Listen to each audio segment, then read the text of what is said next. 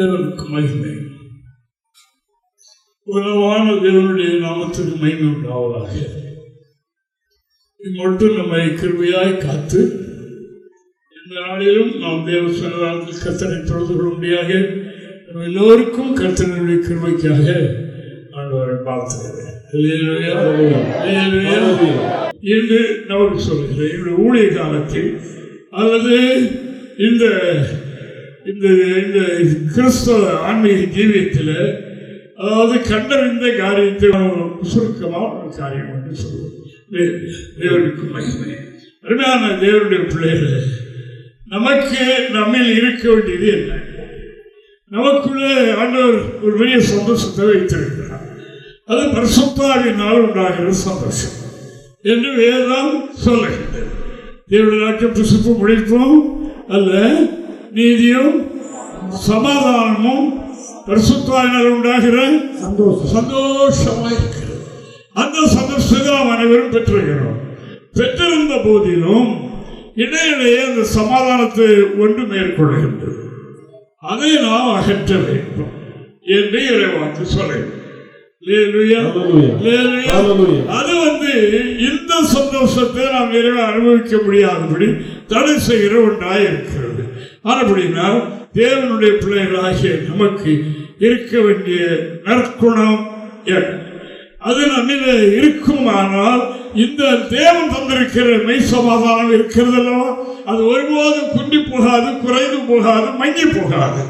எப்பொழுது நம்மில் ஊற்றெடுத்து பாயிரும் மாதிரி அதாவது இருக்கிறது. அதான் ஒரிஜினல். அதாவது நம்மளை நிரம்பி வழிகிற ஒரு அனுபவம் தான் பரிசுத்த ஆவியினுடைய ஆளுகையின் அனுபவம்.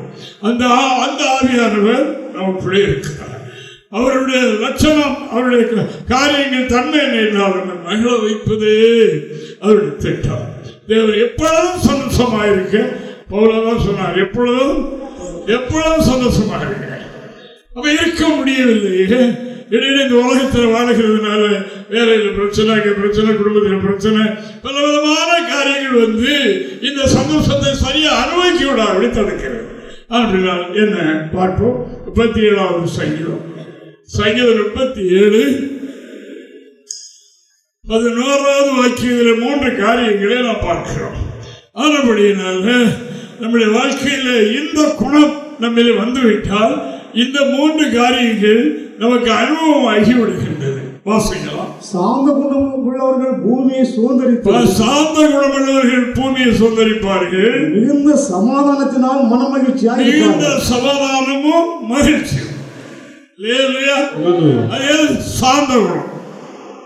சாந்த குணம் நாம் ஒரு ஆவியில வளர்ந்திருக்கலாம், வரங்கள் வல்லமைகள் கூட எனக்கு இருக்கலாம், உங்களுக்கு இருக்கலாம். ஆனால் அப்படி இருந்த போதிலும் இந்த குணம் சாந்தம் அல்லாத எரிச்சல், அவசரம், ஆத்திரம், இந்த குணம் இருக்கும் போது என்ன செய்யும்? இந்த சமாதானத்தை இந்த பூமியை சுதந்திரிக்கிற ஒன்று வருது பாருங்க, அதெல்லாம் இதை சம்பந்தப்பட்டதுதான். அதாவது இந்த பூமியை சுதந்திரிக்க, இந்த பூமியில நியாயமானபடி நமக்குரியதை நாம் சுதந்திரிக்க வேண்டும் என்றால் இருக்க வேண்டியது என்ன? சாந்த குணம். பார்க்கலாம். அவை எதில் ஆத்திர புத்தி இல்லாமல், அவசரப்படாமல், எதை உடனே பதில் செய்துவிட வேண்டும் என்று எண்ணாதபடி, அதாவது இதில் இருக்க வேண்டிய காரியம் என்ன? சாந்தம். இந்த சாந்தம் இருக்கும் போது பெரிய ஜெயம். ஊழியத்தில் நாங்கள் கண்டறிந்த அநேக காரியங்கள். அன்பான தேவனுடைய பிள்ளைகளை அதான் சொல்லுவாங்க பெரியவங்க, ரொம்ப இதா இருக்கு, பொருள் சமானமா இருக்கு, அவசரப்படாதீங்க. இந்த புத்தி சொல்லி கொடுப்பாங்கல்ல, அவசரப்பட்டுறாதீங்க. இல்லை நமக்கு முடியாது, அப்படினால இவரோட வாழ முடியாது, இந்த பிள்ளைகளை வச்சு நம்ம செய்ய முடியாது, நான் அப்படி அவசரப்படாதீங்க. சாந்தமாக இதான் பெரியவங்க சொல்லிக் கொடுக்கிற புத்திமதி. தேவனுக்கு மகிமை. ஆரம்படியினால வாழ்க்கை என்பது இந்த உலகத்தில் வாழும்போது மேடு பள்ளங்கள் வரும். இவைகளில் அதாவது கொஞ்சம் அமைதியாக இருந்துட்டு அடுத்த பார்ப்போம்னா மாறிவிடும், அதெல்லாம் சரியாகிவிடும், நீங்கிவிடும் என்பதுதான் இறை திட்டம். ஆண்டவராய் தேவனுக்கு ஒரு பேர் என்ன? சாந்தம். நான் சாந்தமும் அவருக்கு பேர் அவருடைய பிள்ளைகளாகிய நமக்கும் அவர் நமக்குள்ளே இருக்கிறார்.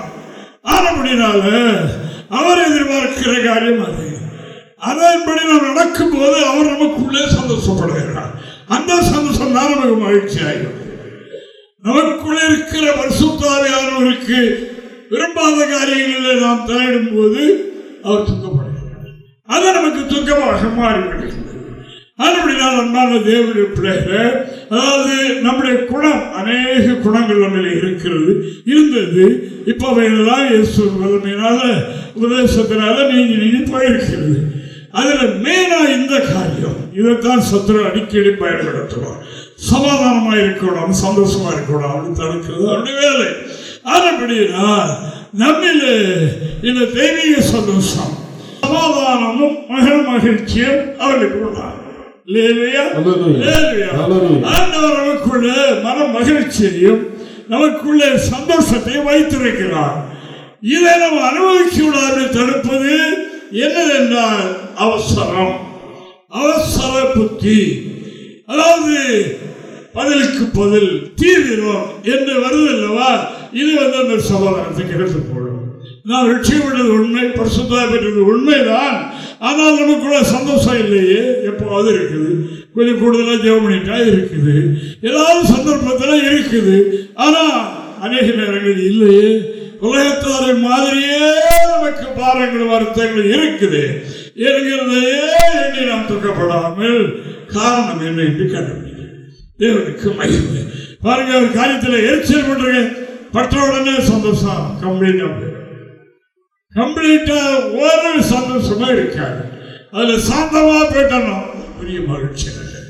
அப்படின்னா இவைகளை நாம் சுதந்திரிக்க வேண்டும் என்று வேதம் சொல்லுகிறது. ஆண்டவராய் இயேசு கிறிஸ்து பொதுவாக எல்லா உலக மக்களுக்கும் சேர்த்து சொல்லுகிறார். உலகத்தில் ஐஸ்வர்யாளர்கள் எப்படி இருக்கிறார், ஆனால் எல்லா மனுஷனுக்கும் வருத்தங்களும் பாரங்களும் சஞ்சலங்களும் உண்டு. அதை தீர்ப்பதற்கு நம்மிடத்தில் ஐஸ்வர்யமோ பணமோ காசோ அல்லது மருத்துவமனையில் போய் ஒத்திக்க முடியாது. தேவனுக்கு மகிமை. அப்படினால் ஆண்டவர் சொல்லுகின்றார், வருத்தப்பட்டு பாரம் சுமப்போரே என்னென்ன வாருங்கள், நான் உங்களுக்கு ஆறுதல் தருவேன். உங்களில் இருக்கிற இழைப்புகள், உங்களில் இருக்கிற களைப்புகள், இம்மைக்குரிய பாரங்கள் இவையெல்லாம் இருக்கிறது அல்லவா, இதனை எங்கேயும் போய் தீர்க்க முடியாது. இன்னொரு சொல்லாங்களோட என்ன வந்து ஏற்றி விட்டுருவாங்க. நோய் சொல்றீங்களா சொல்லும் போது ஐயோ அது சொல்லாத காரியமாச்சு, அங்க எப்படி ஆயிட்டு இங்க எப்படி ஆயிட்டு உங்களுக்கு வந்துட்டான். என்னோடு தான் இயேசு ஒருவர் சொன்னார், என்னிடத்தில் வாருங்கள். மத்தேயு 11:28-29 பார்ப்போம். வருத்தப்பட்டு பாரம் சுமக்கிறவர்களே, நீங்கள் எல்லாரும் என்னிடத்தில் வாருங்கள், நான் உங்களுக்கு இளைப்பாறுதல் தருவேன். நான் சாந்தமும் மனத்தாழ்மையுமாய் இருக்கிறேன். என் நுகத்தை உங்கள் மேல் ஏற்றுக்கொண்டு, என்னுடைய நுகத்தை செய்ய வேண்டிய காரியம், என்னுடைய நுகத்தை நீங்கள் ஏற்றுக்கொள்ளணும். என்னுடைய நுகத்தை உங்கள் மேல் ஏற்றுக்கொண்டு என்னிடத்தில் கற்றுக்கொள்ளுங்கள். அப்பொழுது உங்கள் ஆத்துமாக்களுக்கு இளைப்பாறுதல் கிடைக்கும். அதுதான் அங்கமாக சொல்றதில்லை. என்ன சொல்ல, என்ன அவர் சமாதான பிறப்பு இல்லவா, அவர் சமாதான பிறப்பு. அது பிறக்கும் என்னமே அவரை பற்றிய தீர்க்க தரிசனம் என்ன, நமக்கு ஒரு பாலகன் பிறந்தார், குமாரன் கொடுக்கப்பட்டார், கர்த்தத்துவ தோழி மேல் இருக்கிறது இருக்கும் சமாதான பிரபு என்னப்படுவார். சமாதானத்தில் எப்படி இருப்பாரா, சரித்திரம் பிடித்தவர் இல்லை. 4 பேருக்கு இருந்ததை கொடுத்துட்டு இல்லையேன்னு சொல்றதுக்கு இல்லை. ஈசாக்கு தன்னுடைய மகன் ஏசாவிடத்தில் சொன்னார், மகனே இருந்ததெல்லாம் தம்பி வந்து வாங்கிட்டு போயிட்டானே, கொடுக்கறதுக்கு ஒண்ணு இல்லையே. ஆண்டவர் எப்படி பண்றாரு, ஆண்டவர் அப்படிப்பட்ட இல்லை என்று சொல்லுகிறவர் அல்ல, காலியாயிற்று என்று சொல்லுகிறவர் அல்ல. சமாதான பிரபு குறையாது, கொடுக்க ஊறிக்கொண்டே இருக்கிற ஒன்று சமாதான பிரபு. அப்படின்னால அதாவது சந்தோஷம் இல்லையா, சமாதானம் இல்லையா? ஏன் நான் உங்களுக்கு ஆறுதல், இழப்பு நீக்கி ஆறுதல் தருவேன் என்று நமது அருமை இயேசு சொல்லுகிறார். பிள்ளைகளை கவனிங்கள், பரிசுத்தாவின் சந்தோஷம் பெற்றிருக்கிறோம். பரலோக திருமையை நாம் அனுபவிக்க போறது ஒன்றுதான். அங்கே பரலோகம் அதாவது புசிப்பும் குடிப்பும் அல்ல, அது நீதி சமாதானம் பரிசுத்தாவினர் உண்டாகிற சந்தோஷம் தான். அங்கே அதைத்தான் இங்கே தந்திருக்கின்றார். அந்த சந்தோஷத்தை அவர் நமக்கு தந்திருக்கின்றார். இந்த சந்தோஷத்தை அனுபவிக்க விடாத ஜென்ம குணம் அவசர புத்தியில, அவசர புத்தி, ஆத்திர புத்தியில நிறைய ஃபெயிலியர். அதாவது நிறைய பேர் அப்பா சொல்றாரு இல்லவா, இந்த வெளியேறப்பட்ட பொக்கிஷத்தை எங்க பெற்றிருக்கிறேன்? ஒரு நல்ல உறுதியான பாத்திரத்தில் அல்ல, மண்பாண்டத்தில் பெற்றிருக்கிறேன். ஒரு மண்பாண்டம் தக்கனவே தான் உடஞ்சி போகும். அப்படி என்று அவர் சொல்கின்றார். பொக்கிஷம் எல்லாருக்குள்ள பொக்கிஷம் இருக்கிறது. அந்த பரிசுத்தாவியாகிய பொக்கிஷம் நமக்குள்ள இருக்கிறது அருமையானவர்களே. அதுபடினால அதை நான் அனுபவிக்கணும். பொக்கிஷத்தை வேலையில வீட்டில் எங்கேயா வச்சுட்டு குடிக்க சாப்பாடுலாம் பட்டின இருந்தது என்ன பொருள் ஒன்றுமில்லை. அதே மாதிரி நமக்குள்ள ஒரு பெரிய பொக்கிஷம் வந்திருக்கிறார். அதான் சந்தோஷம், அதான் வேதனை இல்லாத ஐஸ்வர்யம் சொல்லியிருக்கு. நான் கொடுக்கிற அவர் தருகிற ஐஸ்வர்யம், உலகம் கொடுக்கிற சமாதானம், சந்தோஷம் உண்டு. சிற்றின்பம், தற்காலிக சந்தோஷம், அது ஒழிஞ்சு போகும். நமக்குள்ள தந்திருக்க பேரின்பம் நித்திய பேரின்பம். இன்பம் நமக்குள்ள ஒரு மகிழ்ச்சியை தந்திருக்கின்றார். அந்த இன்பத்தை நாம் அனுபவிக்க விடாதபடி நமக்குள்ளே போராடுவது என்ன? சாந்தம் இல்லாமை, அமைதி இல்லாமை, பொறுமை இல்லாமை, அதை அமைக்கப்படும், அதை செயல்பட விடாதபடி நாம் அதை அது அனுபவிக்க முடியாதபடி பண்ணிவிடுகின்றது. ஆனபடியினால இவைகளை நாம் விட்டுவிட வேண்டும். இது எப்ப திடீர்னு வரும், திடீர்னு முக்கிய மாதிரி வந்து எதையாவது பண்ணிவிடும். அப்ப என்ன, அது வரைக்கும் நாம் எவ்வளோ பெற்றிருந்திருப்போம். கண்ணாடி பாத்திரத்துக்குள்ள அதை வைத்தது போல திடீர்னு போட்டு உடைச்சிட்டோம்னா திரும்ப அந்த பாத்திரத்தை பிறந்து வைக்க முடியும் இல்லையா? அன்பான கர்த்தருடைய பிள்ளைகளே, பிள்ளைகள் எப்பொழுதும் சந்தோஷமா, எப்பொழுதும் சந்தோஷமாயிருங்க, எல்லாவற்றிலும் சந்தோஷமாயிருங்க என்னெல்லாம் சொல்லி இருக்கிறது அல்லவா? ஆமா, எல்லாவற்றிலும். நான் சொன்ன ஏற்கனவே நான் ரோமுக்கு போயிருக்கும் போது அங்கே அப்போஸ்தலர் பவுல் என்ற சிறைச்சாலையை பார்த்தோம். அது சிறைச்சாலையாக இல்லை, ஒரு உரக்குழி. நம்ம நாட்டில் இருக்கும் உரக்குழி இடங்கள்லாம் அப்படியே பெரிய குண்டு மாறி பக்கத்தில் ஒரு பெரிய கோயிலை அந்த நினைவு காலத்து நினைவு கூறுவதற்காக அவங்க கட்டி வச்சிருக்காங்க. சைடில் இன்னொரு ரூமு கட்டியிருக்காங்க, ஒரு துவாரம் அந்த சுவரில் போட்டிருக்கு. அப்போ நான் அதை பார்த்து எனக்கு விளங்குது, இதில் தான் ஏதாவது சுவரெல்லாம் கொடுப்பாங்க நினைச்சு. அதில் நான் அழுது எனக்கு அடக்க முடியாது. எதுக்கு அவர் அந்த குழுக்குள்ள இருந்துக்கிட்டு நான் அதை பார்க்கும்போது சிந்திச்சேன். அதாவது இந்த இடத்துல இருந்து கொண்டு அவர் என்ன குளிச்சிருப்பாரா, துணி மாத்திருப்பாரா, சாப்பிட்டிருப்பாரா, உறங்கியிருப்பாரா அந்த கொசுக்கடியில. அங்கிருந்து எழுதுகிறார், சபைக்கு என்ன எழுதுகிறார்? சந்தோஷமாக இருந்தார். அன்பான தேவனுடைய பிள்ளைகளே, அவர்களை மாறி ஒருத்தர் கர்த்தர் நமக்கு தரவில்லை. நம்முடைய தகுதிக்கு தெரிந்தவர் தான் கர்த்தர் நடத்துகின்றார். ஆனால் சந்தோஷத்தை கெடுக்கிறது என்ன? இந்த குணக்கேடு. குணக்கேடு வீட்டில் கடவுள் வந்துவிட்டால் சமாதானம் உடனே போயிடும், எல்லாம் போயிடும். அப்ப இந்த குணக்கேடு வரும்போது நாம் சமாதானத்தை, சாந்த குணத்தை தேடணும்.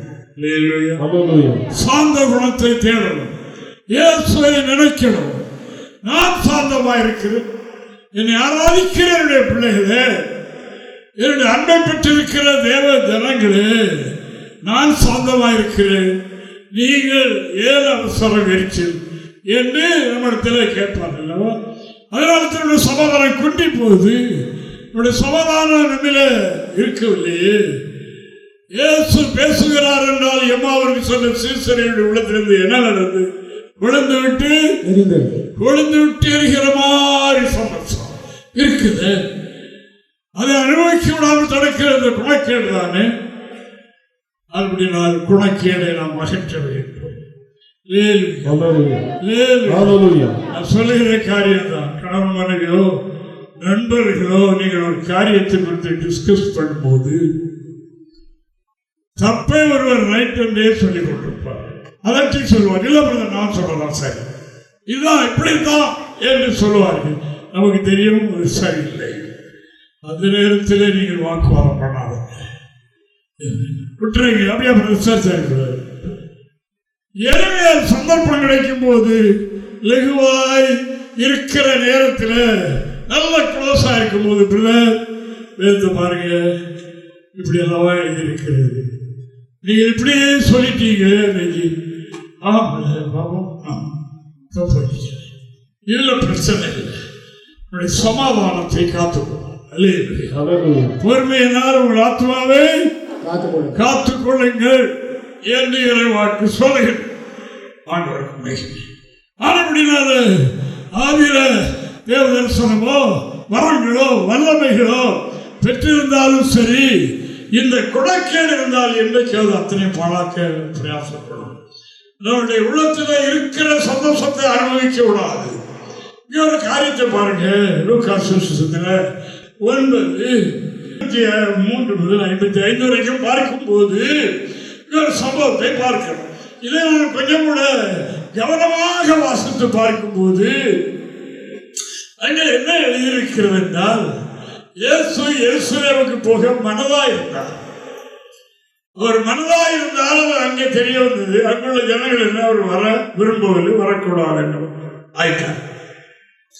உடனே இந்த சீசர்களுக்கு யாக்கோவுக்கும் யோவானுக்கும் என்ன வந்தது? ஆத்திரம். ஆத்திரம் வந்து நம்முடைய போதகர் கடவுளை இப்படி அவமரியாதை. அவங்க என்ன கேட்கிறாங்க? நான் நினைச்சேன், ஆண்டவரே அக்கினி இறக்கி எரியாம மாறி அக்கினி இறக்கியுள்ள அழிச்சிருந்தே அப்படிதான் எழுதிக்கல நினைச்சேன். அப்படி இல்லை, அக்கினி இறக்கியுள்ள அழிக்க உத்தரவு தான். நாங்கள் அதை செய்வோம். அவர்களுக்கு அந்த கெப்பாசிட்டி இருக்கிறது, கடவுள் கொடுத்திருக்கிறார். அந்த கெப்பாசிட்டி, அக்கினி இறக்கக்கூடிய அந்த பவர் இருக்கு. எங்களுக்கு அனுமதி தான். நீர் அதை செய்யும் என்று சொல்லாமல் நீர் ஒரு அனுமதி தாரும், அக்கினி அழைக்கிறோம், எனக்கு அழித்து விடுகிறோம் என்று சொன்னார்கள். ஆண்டவர் என்ன சொல்றார்? வாசிப்போம். அவர் எருசலேமுக்கு போக நோக்கமாக இருந்தபடினால் அவ்வூரார் அவரை ஏற்றுக்கொள்ளவில்லை. அவருடைய சீசனாகிய யாக்கோவும் யோவானும் அதை கண்டபோது, ஆண்டவரே, எலியா செய்தது போல வானத்திலிருந்து அக்கினி இறக்கி இவர்களை அழிக்கும்படி நாங்கள் கட்டளையிட உமக்கு சித்தமா என்று கேட்டார்கள். அவர் திரும்பி பார்த்து, நீங்கள் இன்ன ஆவி உள்ளவர் என்பதை அறிவீர்கள் என்று அதட்டி, எந்த ஆவி இருக்கு? சமாதானத்தின் ஆவியெல்லாம் இருக்கிறது இருக்கிறது என்று ஏற்றுக்கொண்டாரா? ஆண்டவரே, தீமை செய்கிறவர்களை அழித்து விடுகிறோம், நீ சொல்ல உத்தரவு தாரம், நாங்கள் அழைச்சோம். அப்ப அவ்வளவு பெரிய கிஃப்ட் பெற்றவர்கள். அங்கேயும் இந்த சாந்தம் இல்லாத பணம் இருக்கிறது, இருந்த ஆண்டவர் அதை அதற்கு நீங்கள் இன்ன ஆவி உடையவர்கள் என்று அறியீர்களா? என்னுடைய ஆவி, நான் சாந்தமுள்ளவர் அல்லவா? பொறுமையாக சாந்தமாயிருங்க, ஆத்திரப்படாதீங்க என்று சொல்லிக் கொடுக்கிறார். வாசித்து முடிச்சிருங்க. மனுஷனுடைய ஜீவனை அழிக்கிறதுக்காக மனுஷன் பூமிக்கு வரவில்லை, ரட்சிப்பதற்காகவே வந்தார் என்றார். தேவனுக்கு மகிமை. மனுஷமான எதுக்கு வந்தார்? பூமி அழிக்கவா? பாவிகளை ரட்சிக்கத்தானே வந்தார்.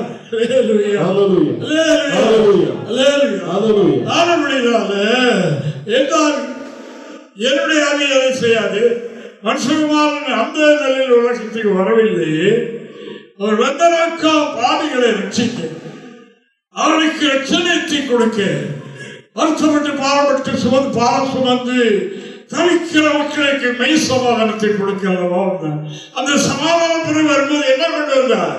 அதை தலை கொண்டு வந்தார். ஏராளமும் தாராளமாக உலகத்தில் எத்தனை பேர் கேட்டாலும் கொடுக்கக்கூடிய அளவுக்கு சமாதான பிரபுவாக இருந்தார். சமாதான பிரபுவாக இருந்தார். அந்த பிரபுதான் இன்றைக்கும் வருத்தப்பட்டு பாரம் சொல்லி எந்த வகுப்போ எந்த மதத்தில் எங்கே இருக்கிறீர்களா?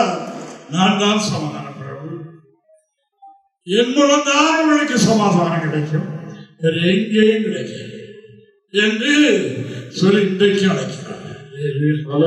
இன்றைக்கு அழைக்கிறார். என்னை வாருங்கள், காசு பணம் ஒன்றும் கொடுக்க வேண்டாம்,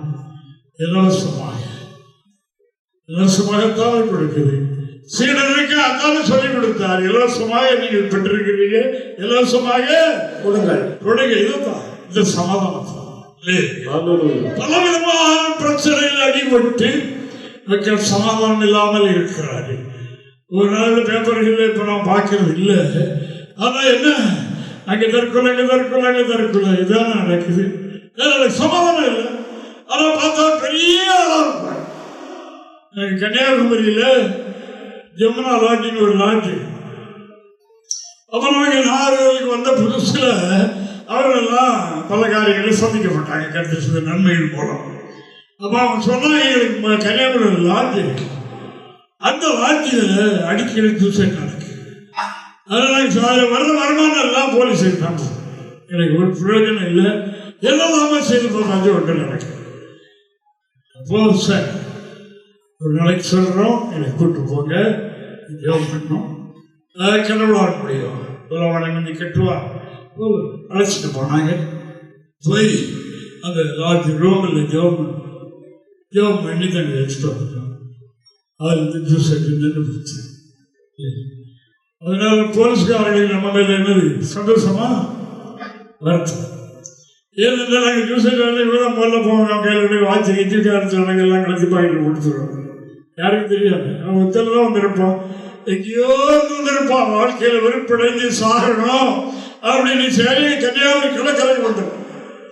அங்கே வந்து தூக்கு போட்டுருவாங்க. அதுக்காக லாட்ஜிகளை தனிப்பட்ட ஆளுக்கு ரூம் கொடுக்க மாட்டேன். ரொம்ப யோசிப்பாங்க. மகிமை நல்லா கிப்டாவும் வருவான், நல்லா வருவான். ஆளை பார்த்தா சரி கொடுத்துருவாங்க. காலையில 8 மணி ஆனாலும் கதவு பூட்டி எடுத்து பார்த்தா இப்படியே இருந்தது. போலீஸ்காரங்களுக்கு ஏற்பட்ட வருமானம் இருந்தது. சொன்னோம், இதுல புதன்கிழமை தவிர ஒரு மீட்டிங் நடத்துவதற்கு ஏற்பாடு பண்ணுங்க. மறுபடியும் இந்த போராளிகள் திரும்பி வராது. அப்படியே சரி. ஏன் இது சொல்லுகிறேன் என்றால், ஆண்டவராகிய தேவன் மனிதர்களை கொல்வதற்கு வரவில்லை, மனிதர்களை கெடுக்க வரவில்லை. சாத்தானோ மனிதர்களை கொல்லவும் அழிக்கவும் வருகிறார். நானோ அதுக்கு ஜீவனை கொடுக்கவும் அதோடு விட்டுவிடாதபடி அது பரிபூர்ணப்படும். அவனுக்கு நித்திய ஜீவனை கொடுக்க பரலோகத்துக்கு கொண்டு போவதற்கு நான் வந்தேன்.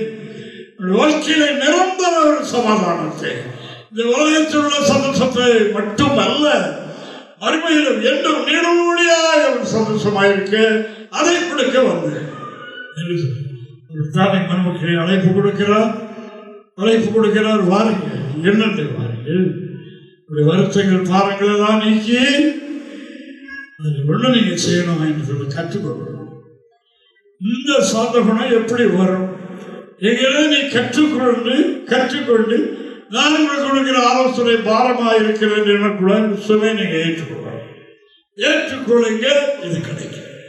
வெறுமனே வேண்டாம் கிடைக்காது.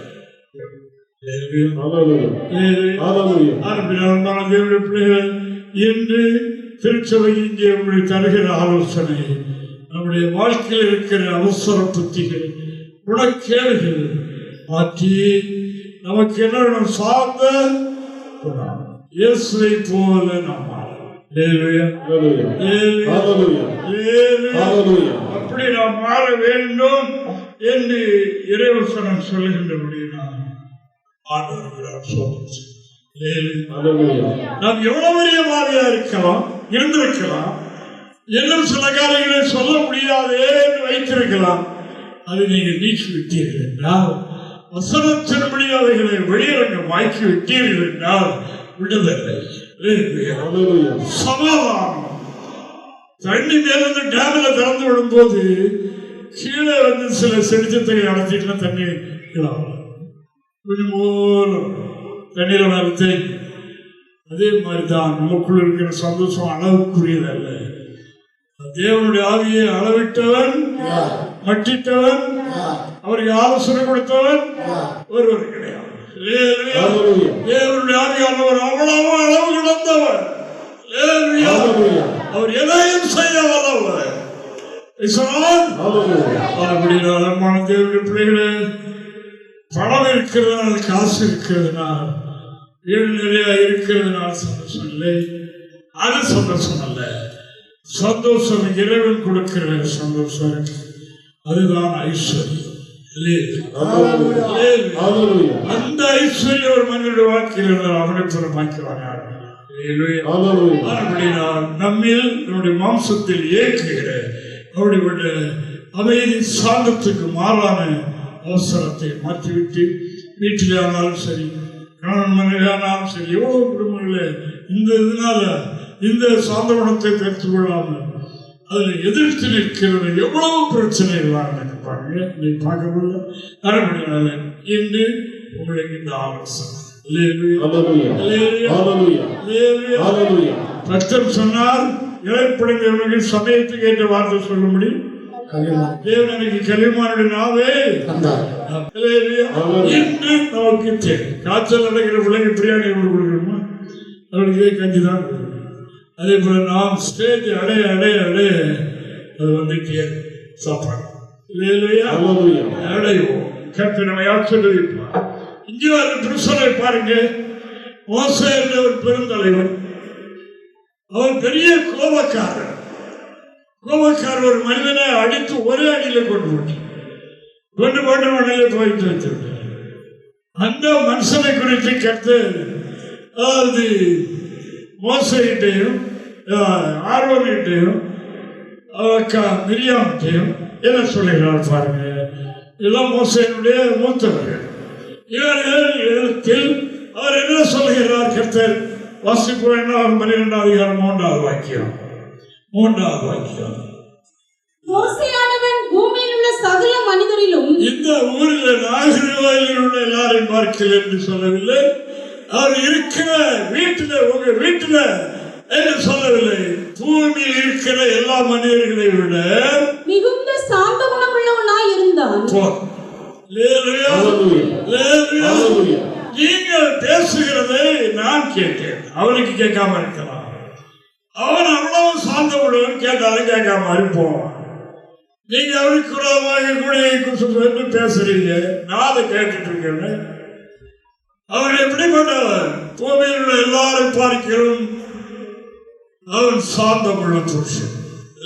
அவ்வளவு பெரிய மருத்துவத்தனமா இருந்த மனிதனை என்ன மாற்றினது? கிறிஸ்துவுடைய வல்லவனா. உங்களுக்கு எனக்கு அந்த கிருபை தரக்கத்தை ஆயத்தமா இருக்கிறார். கேட்டு பெற்றுக் கொள்வோம். நினைக்கலாம் மோச காலத்துல கிறிஸ்து இருந்தாரான்னு நினைக்கலாம். அவர் ஆதியில் இருக்கிறார், அவருடைய காலத்தில் இருக்கிறார். மோசேனுடைய காலத்தில் முச்சடியில் தரிசனமானவர் அவர்தான். இஸ்ரவேல் ஜனங்களை வழிநடத்தி செல்லும் போது இஸ்ரவேல் சேனைகளுக்கு முன்னெடுந்த தேவன் அந்த இயேசுதான். தேவனுக்கு மகிமை. ஆனபடினால அவர் காலாகாலங்களிலே அவர் இருக்கிறார். அவர் இன்றல்ல, எல்லாவற்றையும் அவர் உண்டாக்கியது அவர்தான். அவருக்கென்றும் அவருக்காகவும் ஆனபடினால் அதாவது அவர் சொல்லுகின்றார், பூமியில் உள்ள எல்லா மனிதர்களை பார்க்கிறோம் சாந்தப்படுத்த குணம். அவர் 6 முடிச்சுட்டு ஞாயிற்றுக்கிழமையில நின்றுகிட்டு இருந்தேன். ஒரு நிமிஷம் யாராவது உண்டான்னு பார்க்கறதுக்கு நிற்பேன். அப்ப நிற்கும் போது ஒரு அம்மா ஓடி வந்தாங்க. ஐயா ஐயா சமாதானம் இல்லையா விட்டீங்களோ? ஆமா எவ்வளோ சொல்லுங்க சமாதானம் என்று அவ்வளவு நேரம் ஆறாம் நடத்தி முடிச்சிருக்கு. என்ன செய்தி வருது? சமாதானம் இல்லை. அப்படி யாருடைய உள்ளத்தில் சொல்லி கொண்டிருக்கீங்களா? தேவனுக்கு மகிமை உண்டாவதாக. அவர்களுக்கு நான் சொன்ன ஒரே வார்த்தை, புருஷனுக்கு கீழ்ப்படிங்க. இதுக்கு மறந்து புருஷனுக்கு கீழ்ப்படிங்க, ஆட்டோமேட்டிக்கா உங்களுக்கு சமாதானம் கிரியை செய்ய ஆரம்பிச்சது. என்ன வேதத்துக்கு மாறாக நம்முடைய வாழ்க்கையை வைத்துக் கொண்டால் பரிசுத்த ஆவியானவர் நம்மளுக்கு மகிழ்ச்சி அடையப்பட்டார். அவர் சத்தியாக கிறிஸ்துவிலிருந்து எடுத்து போதிக்கிறது. அவருடைய நோக்கமெல்லாம் பரிசுத்தமாக பெற்றுக்கொண்ட ஒவ்வொரு தேவனுடைய பிள்ளைகளும் தேவ சுத்தத்தை செய்யணும், நிறைவேற்றணும்.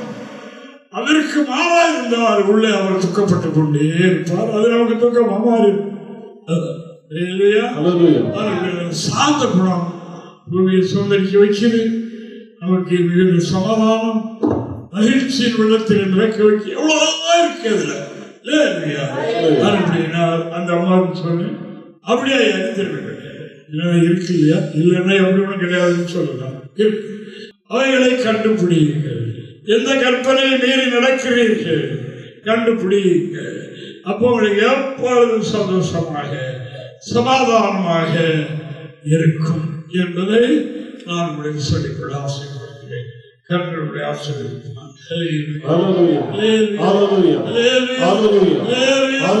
நம்முடைய வாழ்க்கையில் அதுதான். அவரு எப்படி அதனால அப்படி கிடையாது. ஆண்டவர் நம்முடைய சீடர்களுக்கு அதிகாரம் கொடுத்து அனுப்பும் போது சொன்னார், ஆடுகளை ஓநாய்களுக்குள்ள அனுப்புவது போல அனுப்புகிறேன். நீங்க ஒரு வீட்டுக்குள்ள போகும்போது என்ன செய்யணும்? சமாதான வாழ்த்தலை கூறுங்க. இந்த வீட்டு சரியில்லை, ஆட்கள் சரியில்லை, இங்கிறத நீ தெரிந்து கொண்டு அதை செய்யாத. உன்னுடைய வாயிலிருந்து வர வேண்டியது என்ன? சமாதானம். சமாதானம் இல்லாமல் சமாதானம் என்று சாரம் இல்லாத பூச்சி பூசுறது நிறைய இருக்கு. அதை விட சமாதானம் பெற்றுக்கொண்ட தேவ பிள்ளைகள் உங்களுக்கு அந்த வீட்டை பற்றி அவர்களுக்கு எத்தனை பிரச்சனை இருக்கு. அங்கே போய் ஆண்டவரே ஆசை சொல்றது ஒரே கடமை. ஆனா என்னுடைய கடமை என்ன? அடுத்தாங்க சமாதான வார்த்தையை கூறுங்க. சமாதான பாத்திரம் இருந்தா அது தங்கும், இல்லைன்னா உங்க கூட இருக்கும். நீங்க சமாதானத்தை குறித்து விளையாடுறாலும் உங்களுடைய டியூட்டி சமாதானம். எங்கேயும் சமாதானம். சிஸ்டர் கர்த்தரோட ஆச்சரியம்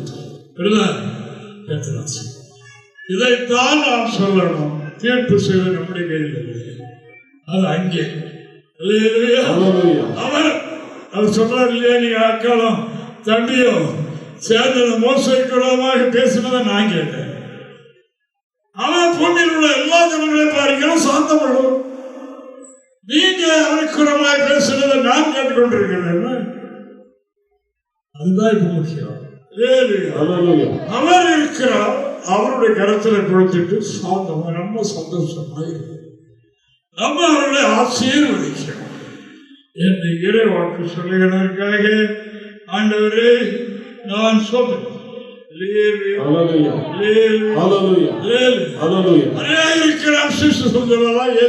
சொல்லலாம், சபை பற்றி சொல்லலாம், சத்தியத்தை பற்றி சொல்லலாம். அது யார் சொல்லணும்? தேவனுக்கு மகிமை.